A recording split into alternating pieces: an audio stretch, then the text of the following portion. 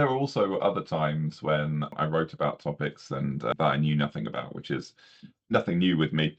That some topics you really, that because they're so important, you actually do need to know about them before you publish them. I wrote I get these ideas and I write a book and then I realize you should not have written that book. I wrote a story about a woman with postnatal depression who was being gaslit by her husband. And it's always because someone's been talking to me or one of my family members has had an issue or anything like that. And it just gives me an idea and I write it. And then I wrote it and I finished it because I like to finish projects. And I went, you are not qualified to write about postnatal pregnancy as a male gay man who knows nothing about pregnancy. You shouldn't put a book on the market about a topic that affects so many people and is written with complete ignorance. So I was like, you wrote it, you got it out of your head. Now put it in a drawer and forget about it. You know what?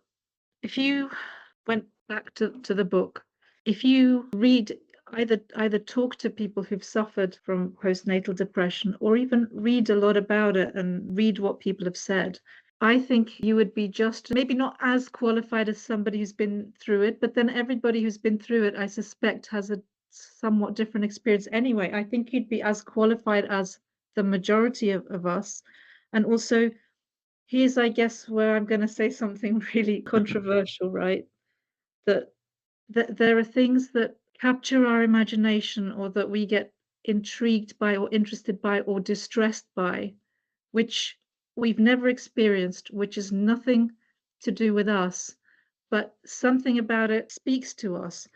And I think, just my opinion, and I've never done it because unlike your kind words, I'm not that prolific, but I just think we should all be able to explore things that we perhaps aren't qualified to write about or whatever, but I think we have the right to explore and look at and write about something that speaks to us for whatever reason, because there's a friend affected or we've seen something or we've read something.